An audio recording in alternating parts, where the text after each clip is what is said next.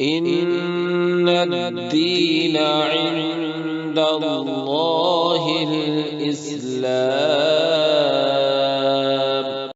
من علق اقرأ وربك الأكرم الذي علم بالقلم علم الإنسان ما لم يعلم. وقال النبي صلى الله عليه وسلم من سلك طريقا يلتمس فيه علما سهل الله له به طريقا إلى الجنة أو كما قال نبينا صلی اللہ علیہ وسلم.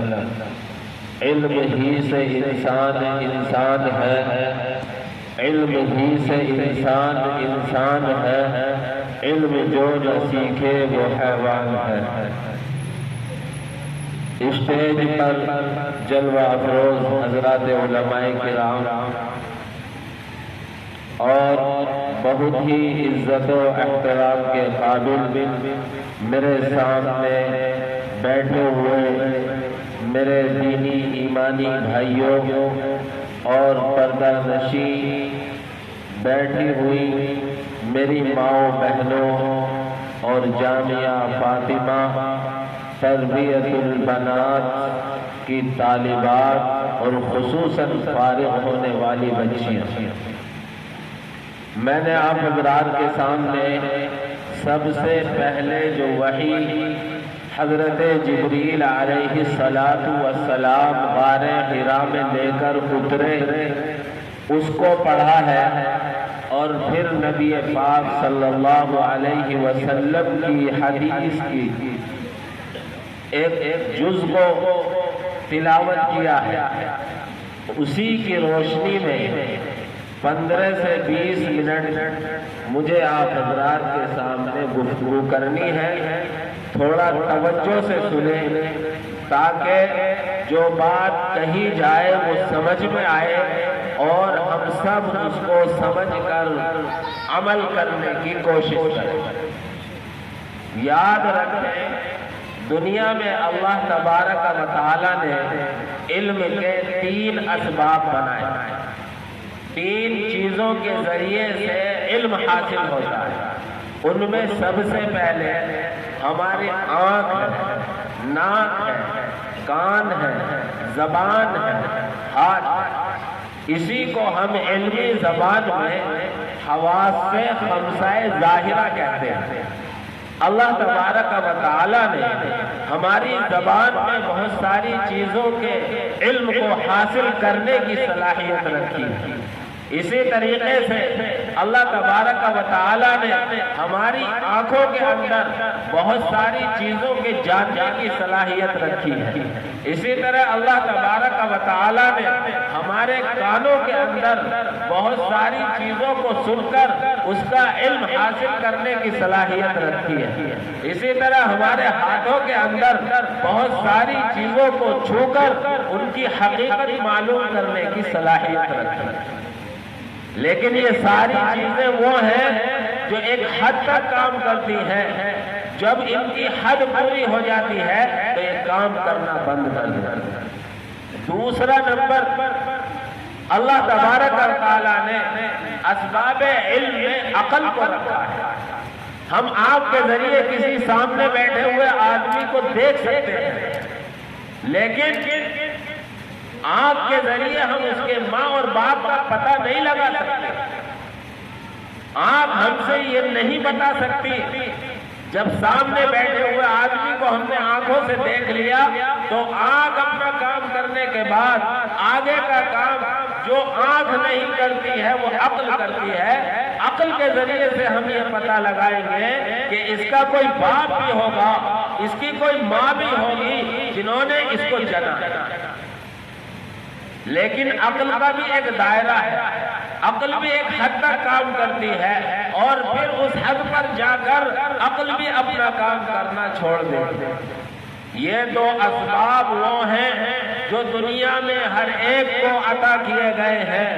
کہا اللہ کا ماننے والا ہو یا اللہ کا نافرمان ہو، نبی کی رسالت کو مانتا ہو، نبی کی نبوت کا اقرار کرتا ہو یا نہ کرتا ہو. اور تیسرا سبب جو سب سے اعلیٰ ہے، جو سب سے افضل ہے، اور وہ سبب اللہ نے ہر ایک کو نہیں دیا، وہ سبب مجھے اور آپ کو، ہر ایک اللہ کے ماننے والے کو، نبی کی رسالت کا اقرار کرنے والے کو، نبی کی نبوت کے سامنے اپنے آپ کو غلام بنانے والے کو عطا کیا ہے۔ وہ تیسرا سبب جو کبھی غلطی نہیں کرتا، عقل غلطی کر سکتی ہے، آنکھ غلطی کر سکتی ہے، زبان غلطی کر سکتی ہے، کان غلط سن سکتے ہیں، لیکن جو تیسرا سبب مجھے اور آپ کو اور ہر ایک ایمان والے کو علم کا عطا کیا ہے، وہ ہے وحی۔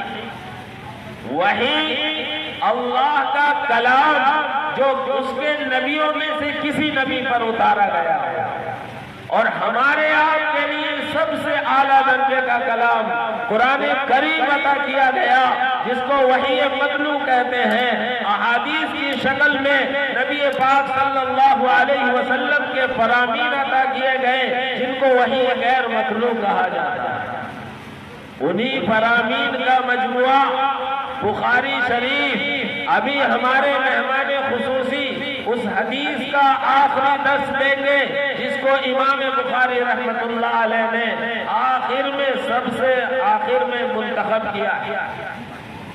خیر، میں اس بات کی طرف جانا نہیں چاہتا، میں آپ حضرات کے سامنے علم کی اہمیت، اس کی فضیلت اور اس کی ضرورت کس قدر ہے اس چیز کو بیان کرنا چاہتا ہوں۔ جب آپ نے یہ تینوں سبب سمجھ لیے، پہلا سبب حواس سے ظاہرہ، دوسرا سبب عقل اور تیسرا سبب وحی ہے، اب لوٹے اس زمانے کی طرف جس زمانے میں نبی پاک صلی اللہ علیہ وسلم کو بھیجا گیا تھا۔ آپ غور کریں اس زمانے پر جب نبی پاک صلی اللہ علیہ وسلم کو رسالت و نبوت سے سرفراز کیا گیا تھا، اور سب سے پہلے وہی آپ پر اتری تھی۔ اس ماحول کو دیکھیں، حضرت جعفر بن طیار رضی اللہ تعالیٰ عنہ کی تقریر کے الفاظ سنیں۔ وہ کہتے ہیں بادشاہ کے دربار میں، بادشاہ ہم حرام کھاتے تھے، ہم زنا کرتے تھے، ہم سود کھاتے تھے، ہم مردار کھاتے تھے، ہم شراب پیتے تھے، غرضے کے اس زمانے کی جتنی برائیاں تھیں وہ سب کی سب عربوں میں موجود تھی۔ وہ بیت اللہ جس کو ایک خدا کی عبادت کے لیے بنایا گیا تھا، اس بیت اللہ میں 360 بت رکھے ہوئے تھے۔ ایک خدا کی عبادت کرنے والے گھر میں 360 خداؤں کی عبادت کی جا رہی تھی، لیکن اس ماحول میں، اس وقت میں اگر حضرت جبریل علیہ السلام وحی لے کر آتے ہیں، اللہ کا پہلا حکم لے کر آتے ہیں، تو سود کے حرام ہونے کا حکم نہیں آیا، ایک دوسرے کے مال کو ہڑپ کر کے کھا جانے کا حکم نہیں آیا، ایک دوسرے کے گلا دبانے کے حرام ہونے کا حکم نہیں آیا۔ میرے بھائیوں غور کرو، سب سے پہلا حکم آیا ہے تو آیا ہے اقرا بسم ربک الذی خلق۔ میرے بھائیوں، اللہ سب سے پہلی وحی اپنے آخری پیغمبر حضرت محمد رسول اللہ صلی اللہ علیہ وسلم پر بھیجتا ہے، اور سب سے پہلا حکم پڑھنے کا دیتا ہے۔ بخاری شریف ہی کی کتاب الوحی کی چوتھی حدیث ہے، اللہ کے نبی صلی اللہ علیہ وسلم نے اپنے اوپر وحی آنے کی کیفیت بیان کی۔ حضرت عائشہ کہتی ہیں اللہ کے نبی کو 6 مہینے تک لگاتار سچے خواب نظر آتے رہے، جو آپ خواب دیکھتے تھے وہ ایسا ہو جاتا تھا جس طرح صبح کی سفیدی نمودار، اور 6 مہینے کے بعد 17 رمضان المبارک کو غار حرا میں حضرت جبریل علیہ السلام سورہ علق کی 5 آیتیں لے کر اترتے ہیں، اللہ کے نبی کو آ کر کہتے ہیں پڑھیے، اللہ کے نبی کہتے ہیں میں پڑھا ہوا نہیں ہوں۔ آپ علیہ السلام کو اپنی باہوں میں حضرت جبریل لیتے ہیں اور اس زور سے دباتے ہیں کہ جان نکلنے کے قریب ہو جاتی ہے، پھر چھوڑتے ہیں، پھر کہتے ہیں پڑھیے، اللہ کے نبی پھر عذر کرتے ہیں میں پڑھا ہوا نہیں ہوں۔ یہ سلسلہ 3 مرتبہ چلا اور 3 مرتبہ چلنے کے بعد پھر حضرت جبریل کہتے ہیں اقرأ باسم ربک الذی خلق، پڑھیے آپ اس پروردگار کے نام سے جس نے پیدا کیا۔ میرے بھائیوں، علماء بیٹھے ہوئے ہیں، اقرا فعل متعدی ہے، یہ فعل متعدی مفعول کو چاہتا ہے۔ اقرا پڑھیے، سوال ہوگا کیا پڑھا جائے؟ قرآن نے یہ بیان نہیں کیا، اللہ کے حکم میں اس کا تذکرہ نہیں کیا گیا۔ اور یاد رکھیں ضابطہ ہے، جب مفعول محذوف ہوتا ہے تو عموم پر دلالت کرتا ہے، اسی لیے مفسرین نے لکھا ہے اللہ کی ہر مخلوق کو پڑھو۔ اس میں دینی علوم بھی آتے ہیں، اصلی علوم بھی آتے ہیں، اس لیے یہ بٹوارا کرنا اور یہ تقسیم کرنا کہ یہ دین کے پڑھنے والے ہیں، یہ اصلی علوم کے پڑھنے والے ہیں، عقل سے باہر کی چیز ہے، انگریزی دین ہے۔ زمانہ نبوت سے لے کر ابھی 1-1.5 صدی پہلے تک سارے علوم ساتھ چل رہے تھے، لیکن پڑھنا کس طریقے سے ہے؟ رب کے نام سے پڑھنا ہے۔ اگر دینی علوم رب کے نام سے پڑھے جائیں گے تو عبادت، اور اصلی علوم رب کے نام سے پڑھے جائیں گے تو بھی عبادت۔ اگر دینی علوم رب کے نام سے نہ پڑھے گئے تو شیطنت ہوگی، اگر اصلی علوم رب کے نام سے نہ پڑھے گئے تو انہی علوم کی بنیاد پر چور اور ڈاکو پیدا ہوگا۔ کیسے؟ اگر ڈاکٹر کے دل میں اللہ کا خوف نہیں ہوگا، اپنے پیدا کرنے والے کا اس کو خیال نہیں ہوگا، تو مریض کو اپنا ذریعہ معاش بنائے گا، مریض والوں کو لوٹے گا۔ اور آج اکثر ڈاکٹر حضرات کا یہی ہے، وکلا اگر وکالت کو اللہ کے خوف سے ڈر سے نہیں سیکھیں گے تو یہ جھوٹ بولنے کو اپنا ذریعہ معاش بنائیں گے۔ اس لیے قرآن نے کہا اقرأ باسم ربک الذی خلق، پڑھو دنیا کی ہر چیز لیکن اپنے پیدا کرنے والے کے نام سے پڑھو۔ میرے بھائیوں، اسلام کی سب سے پہلا حکم، سب سے پہلا اللہ کا فرمان تعلیم کا ہے، لیکن آج افسوس، صد افسوس، مسلمانوں کے اندر سے اللہ کا یہ حکم نکلتا جا رہا ہے۔ یہی وجہ ہے کہ آج مسلمان قوم پسماندہ ہوتی چلی جا رہی ہے، یہی وجہ ہے کہ آج مسلمان ترقی کی راہوں سے ہٹتا چلا جا رہا ہے۔ جب تک مسلمان نے پڑھا، جب تک مسلمان پڑھنے پر لگا رہا، یہ ترقی کرتا چلا گیا، اس کو کوئی روکنے والا نہیں۔ اور میرے بھائیوں، جس طریقے سے قرآن کے مخاطب مرد حضرات ہیں، ہی اسی طریقے سے مستورات کے قرآن کے احکام کی مخاطب ہے۔ اکثر جگہوں پر اللہ نے مردوں کو مخاطب بنایا ہے، لیکن علماء جانتے ہیں کہ ان میں ساتھ عورتیں بھی شامل ہیں۔ بہت کم جگہوں پر عورتوں کو مخاطب بنایا گیا ہے، مردوں کو اکثر مخاطب بنایا ہے، لیکن جس طرح حکم مردوں کے لیے ہے اسی طرح عورتوں کے لیے بھی یہی حکم۔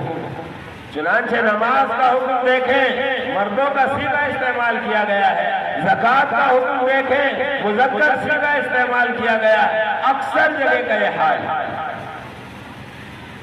تو آج ضرورت کی ہے کہ جس طریقے سے ہم اصلی علوم کو کسی نہ کسی حیثیت میں ترجیح دیتے ہیں، اسی طرح دینی علوم کو بھی ترجیح دینے کی ضرورت ہے۔ اس طرح ہم اصلی علوم کو آج ضرورت سمجھ کر ہم حاصل کرتے ہیں، اصلی علوم سے کہیں زیادہ ہم دینی علوم کو اپنی ضرورت سمجھ کر حاصل کریں۔ جس طرح اپنے بچوں کو تعلیم سے آراستہ کرانا اپنا فریضہ سمجھتے ہیں، اس سے کہیں زیادہ اپنی بچیوں کو دینی تعلیم سے آراستہ کرانا اپنا فریضہ سمجھتے ہیں۔ الحمدللہ ثم الحمدللہ، بڑی خوشی ہوئی بچیوں کا پروگرام دیکھ کر، اور بڑی خوشی ہوئی اس خبر کو سن کر کہ اس مدرسہ جامعہ فاطمہ تربیت البنات سے کئی سال سے عالمہ بن کر بچیاں فارغ ہو رہی ہیں۔ اور اس سال بھی 16 بچیاں فارغ ہو رہی ہیں۔ رشک آتا ہے مولانا انیس الرحمن صاحب کی زندگی پر کہ ایک مرد مجاہد نے یہ سلسلہ آپ کے لیے شروع کیا، اور جس طرح بچوں کو تعلیم دی جاتی ہے اسی طرح بچیوں کی تعلیم کا نظم کیا۔ میرے بھائیوں، قرآن کے اس پہلی وحی کے مطابق ہم جس طرح بچوں کی تعلیم کے انتظام کے مکلف ہیں، اس سے کہیں زیادہ اپنی بچیوں کی تعلیم کے مکلف ہیں۔ کیوں؟ اس لیے کہ بزرگوں کا کہنا ہے مرد پڑھا فرد پڑھا، عورت پڑھی خاندان پڑھا۔ یہی بچی مستقبل کی ماں ہوگی، اسی بچی کی گود میں کوئی بخاری تیار ہوگا، کوئی مسلم تیار ہوگا، کوئی ترمذی تیار ہوگا۔ بخاری مسلم بھی ایک ماں ہی جنم دینے والی تھی۔ خود امام بخاری رحمہ اللہ کی والدہ کا واقعہ ہے۔ 5 سال کی عمر میں امام بخاری کی بینائی جاتی رہی، نابینا ہو گئے۔ امام بخاری کی والدہ اللہ والی تھی، اللہ کے بارگاہ میں رو رو کر گڑ گڑا کر دعائیں کرتی رہی، یہاں تک کہ امام بخاری رحمۃ اللہ علیہ کی بینائی واپس آ گئی۔ اس لیے میرے بھائیوں، آپ سب بھی قابل مبارکباد ہیں، اور مولانا انیس صاحب بھی قابل مبارکباد ہیں۔ اللہ اس ادارے کو بھی قبول فرمائے اور آپ حضرات کے تعاون کو بھی قبول فرمائے۔ اسی لیے اللہ کے نبی صلی اللہ علیہ وسلم نے فرمایا، من سلک طریقا یلتمس فیہ علما، جو کسی راستے پر علم حاصل کرنے کے لیے چلے اللہ اس کے لیے جنت کا راستہ آسان کر دیتا ہے، اور جو کسی کے علم کا ذریعہ بنے، جو کسی کی تعلیم کا ذریعہ بنے، اللہ اسے بھی ویسا ہی عطا کرے گا۔ ہمارے دارین صاحب نے نظامت کے دوران ایک حدیث بیان کی تھی، الدال علی الخیر کفاعلہ، یہ کسی اچھے کام پر رہنمائی کرنے والا، راستہ دکھانے والا اس اچھے کام کا کرنے والے کی طرح ہے۔ اس لیے میرے بھائیوں، آپ مولانا انیس صاحب کا ہاتھ مضبوط کریں، اپنی بچیوں کو بھی ان کے مدرسے میں داخل کرائیں، اور مالی تعاون بھی ان کا کریں۔ اللہ تبارک و تعالی اس علمی پودے کو بار آور سے بار آور شجر بنائے اور شاندار درخت بنائے۔ اسی لیے شاعر کہتا ہے، علم ہی سے انسان انسان ہے، علم ہی سے انسان انسان ہے، علم جو نہ سیکھے وہ حیوان ہے۔ آج انسانیت لوگوں میں نہیں رہی، انسانیت سے حیوانیت کی طرف چلے گئے۔ علم کا ماحول قائم کریں، اپنے بچوں اور بچیوں میں دینی ماحول اور دینی مزاج بنائیں، تو ہمارے ایمان کی بھی حفاظت ہوگی، ہماری انسانیت بھی باقی رہے گی۔ اسی پر میں اپنی بات کو ختم کرتا ہوں۔ اللہ تبارک و تعالی اس ادارے کو دین دوگنی رات چوگنی ترقیات عطا فرمائے، اور مولانا انیس صاحب اور آپ حضرات کی محنتوں کو قبول فرمائے۔ آمین۔ وآخر دعوانا ان الحمد للہ رب العالمین۔